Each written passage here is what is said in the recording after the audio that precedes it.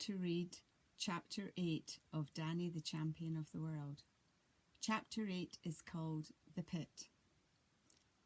I cannot possibly describe to you what it felt like to be standing alone in the pitchy blackness of that silent wood in the small hours of the night. The sense of loneliness was overwhelming. The silence was as deep as death, and the only sounds were the ones I made myself. I tried to keep absolutely still for as long as possible to see if I could hear anything at all. I listened and listened. I held my breath and listened again. I had a queer feeling that the whole wood was listening with me.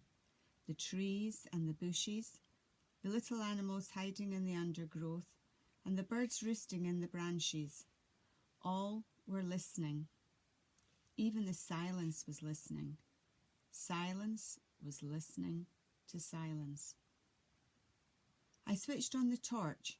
A brilliant beam of light reached out ahead of me like a long white arm. That was better. Now at any rate I could see where I was going. The keepers would also see, but I didn't care about the keepers anymore. The only person I cared about was my father. I wanted him back. I kept the torch on and went deeper into the wood. "Dad," I shouted. "Dad, it's Danny. Are you there?" I didn't know which direction I was going in. I just went on walking and calling out, walking and calling. And each time I called, I would stop and listen. But no answer came.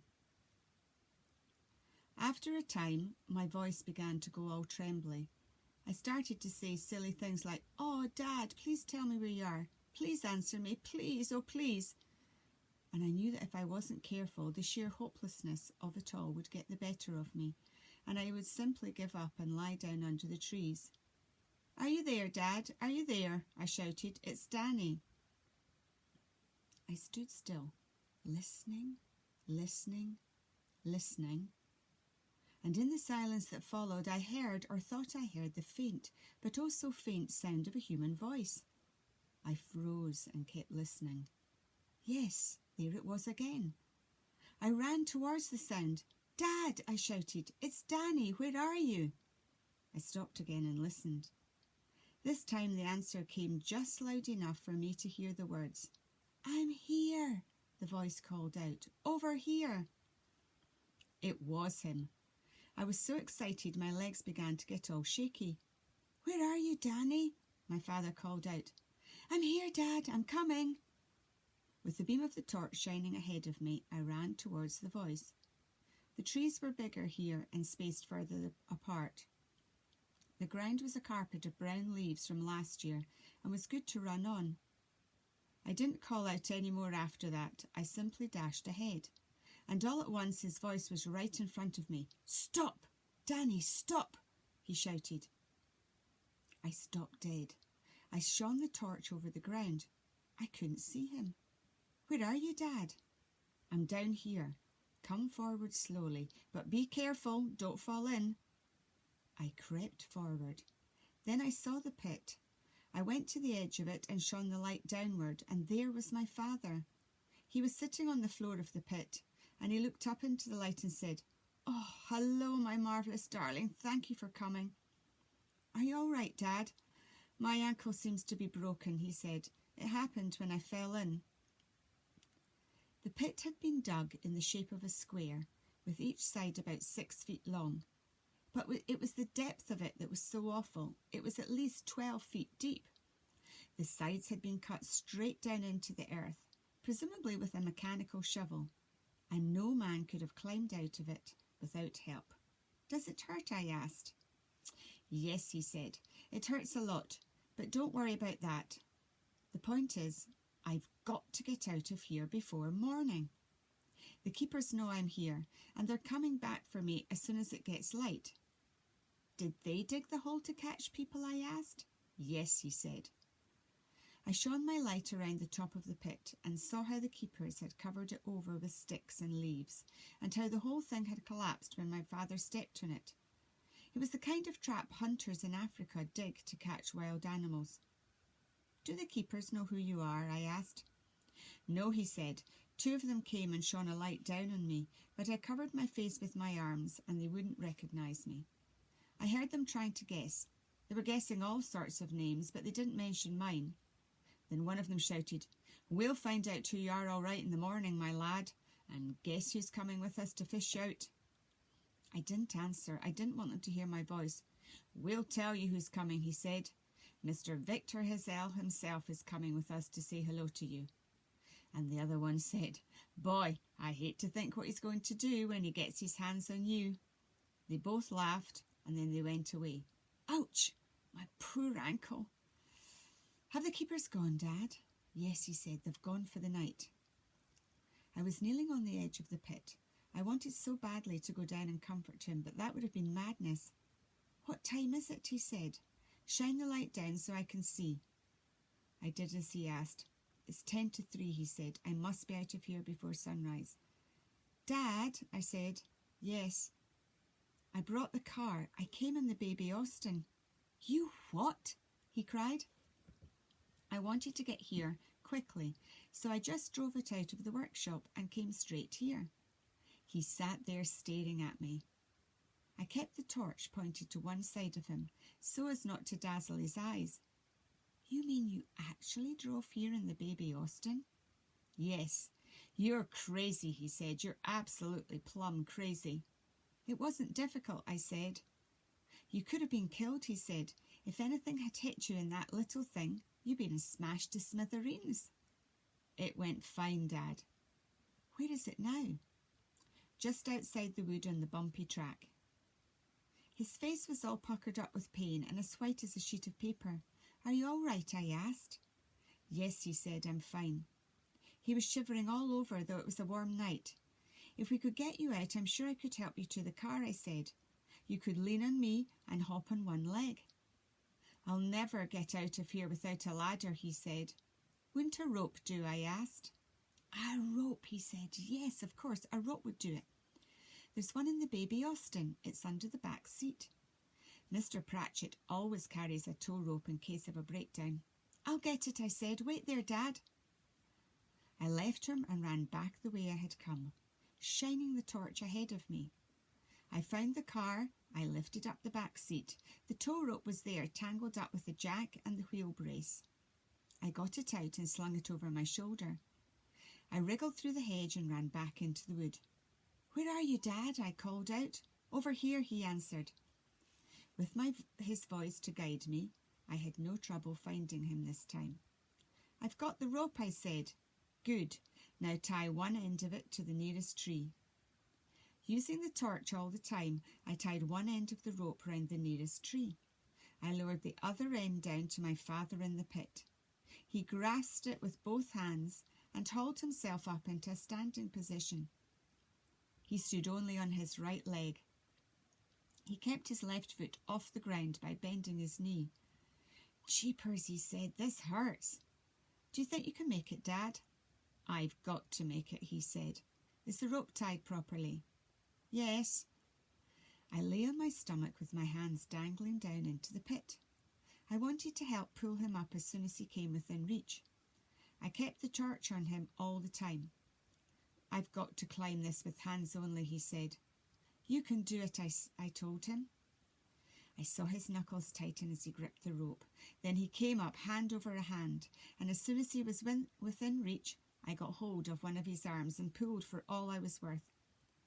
He came over the top edge of the pit, sliding on his chest and stomach, him pulling on the rope and me pulling on his arm.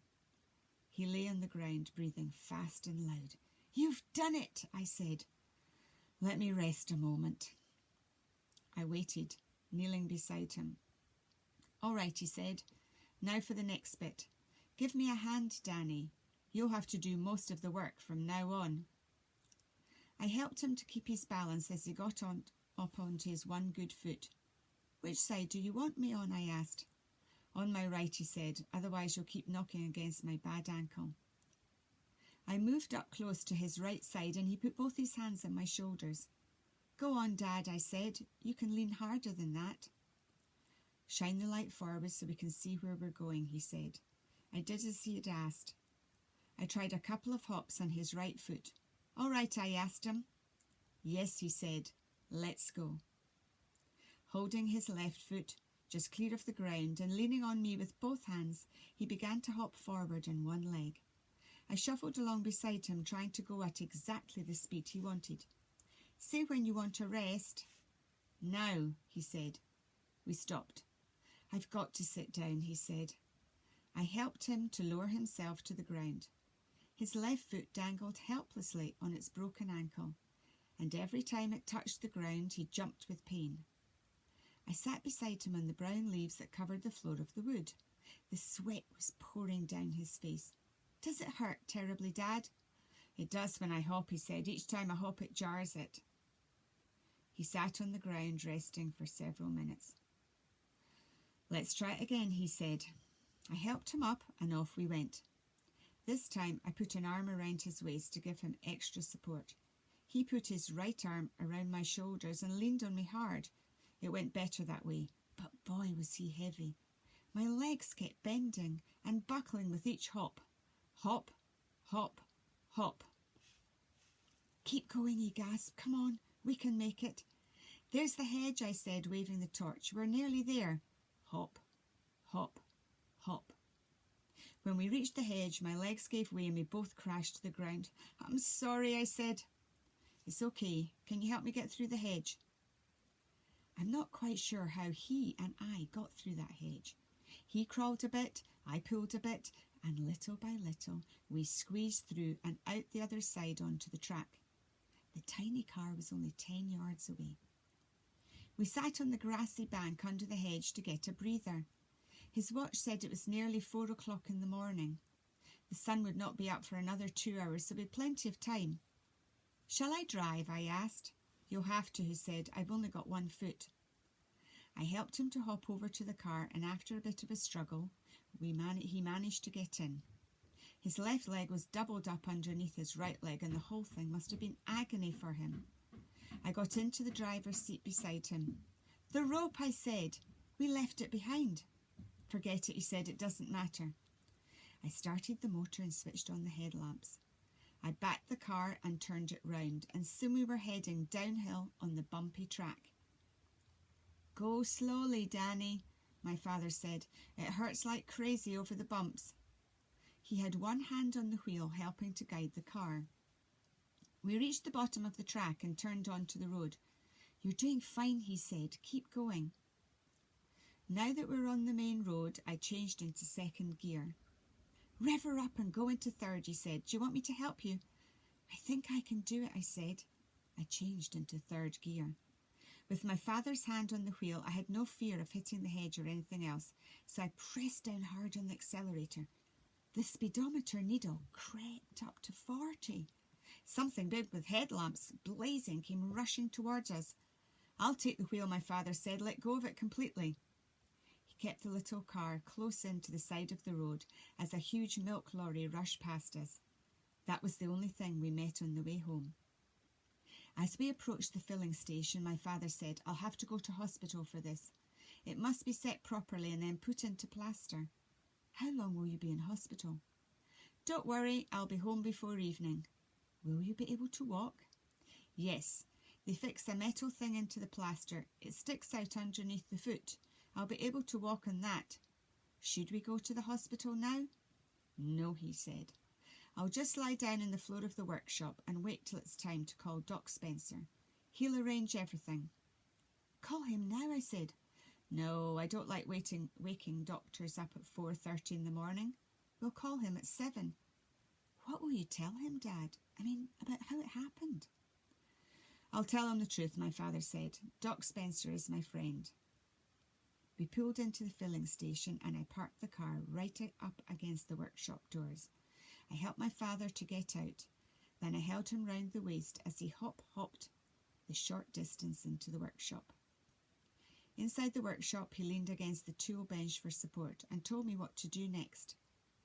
First, I spread some sheets of newspaper out over the oily floor. Then I ran to the caravan and fetched 2 blankets and a pillow. I laid one blanket on the floor over the newspaper. I helped my father to lie down on the blanket. Then I put the pillow under his head and covered him up with a second blanket. Put the phone down here so I can reach it, he said. I did as he asked. Can I get you anything else, Dad? What about a hot drink? No, thank you, he said. I mustn't have a thing. I'm going to have an anaesthetic soon, and you mustn't eat or drink anything at all before that. But you have something. Go and make yourself some breakfast, then go to bed. I'd like to wait here till the doctor comes, I said. You must be dead tired, Danny. I'm all right, I said. I found an old wooden chair and pulled it up near him and sat down. He closed his eyes and seemed to be dozing off. My own eyes kept closing too. I couldn't keep them open. Oh, I'm sorry about the mess I made of it all, I heard him saying. I must have gone to sleep after that, because the next thing I heard was Doc Spencer's voice saying to my father, Well, goodness me, William, what on earth have you been up to? I opened my eyes and saw the doctor bending down over my father, who was still lying on the floor of the workshop. That's the end. Look forward to hearing tomorrow's episode. Bye for now.